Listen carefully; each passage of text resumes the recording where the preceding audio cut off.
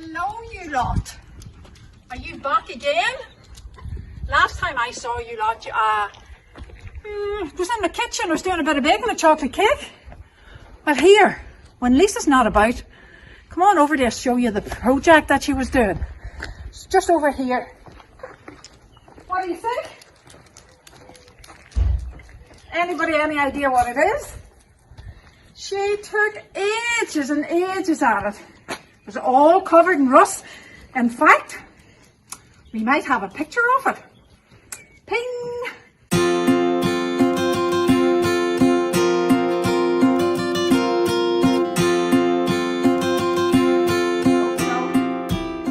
Anyway, this is a potato digger.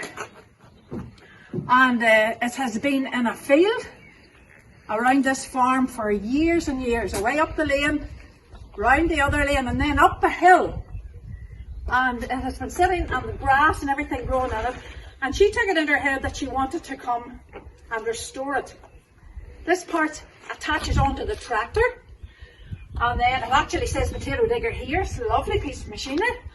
And when that is fired up, then these shoot out the potatoes. They go into the clay and they shoot them out, and then the people come and gather the potatoes.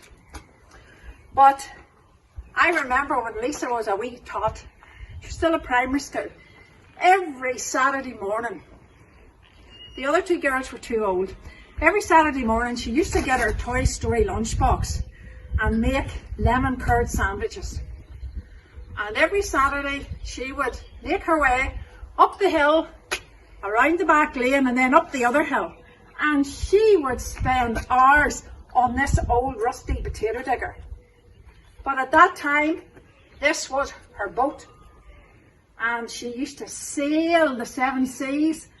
She went on some cruises. Oh, I don't know how many pirates she killed. And also, there were sharks, infested seas, and Lisa just killed them all. She used to stay hours. We knew she was safe up there. There was nothing could happen up there. So this was her boat. This was her vessel. And she was very happy in it. And she had many long years having a great time up at this boat. Boys and girls, do you know that there are 44 different verses in the Bible that tells about boats? 6 in the Old and 38 in the New. Now, can anybody think of what the very first boat was in the Bible? Who said the ark? Well done, you. Excellent. Now, this is a clue to the next one. And this is a little tiny boat, or a little tiny vessel. It was only about this size, and it was all woven. You'll never imagine it to be called a boat or a vessel. And then it was covered in tar, and then they put a little tiny baby in it, and they put it out into the bulrushes. Ah, you're far too smart. You had Moses out before I had the tar on the bulrushes. Well, now what about this one? Or who is this man? He didn't want the presence of God near him, so he didn't. So he got on a boat and he sailed to Tarshish. Who said Jonah? Oh, you are so smart, you lot. Well, here, boys and girls, I've told you there are 44 verses about boats. I've told you about 3. I am not going through the other 41, or we would be here till I don't know when, and Sarah Carson would be saying, it's too long. So I'm just going to tell you about one particular boat. It's a story I love. This particular story is in Matthew, Mark, and John, and it's about Jesus. Jesus walking on the water. Now remember, after Jesus had fed the 5,000, he come down along with the disciples, and he told the disciples to go into a boat and go ahead of him, because he wanted to spend time with God on his own, away up on a mountain. So he dismissed the crowd, and he went to the mountain, and the disciples, they got into the boat and went into the middle of the lake. And by evening, he noticed from the shore, now from the shore to where the boat was is about 3.5 miles. And that would be from probably Life and Light Church out to Coal Island. Well, he got into the boat he noticed that they were in the boat and it was being tossed and turned, and Jesus was wondering what was going on, I bet you, from there. So he decided that he would walk out to them. So he walked on the water. And wow, when the disciples saw this person walking on the water, they were terrified. They thought it was a ghost. But Jesus said, "Hi guys, don't be afraid, it's me." Then Peter. Remember Peter? Last Sunday, Pastor Sheila spoke about Peter, that he was very impulsive. That means he did things without even thinking. He asked, could he get out onto the water? So he popped over the side of the boat, so he did. And he started to walk on the water towards Jesus. Oh my goodness, this was amazing. But then the water was still rough and the wind was still howling. And he took his eyes off Jesus and he looked down and he began to sink. Oh, he was so afraid. But Jesus simply reached out, took his hand and saved him.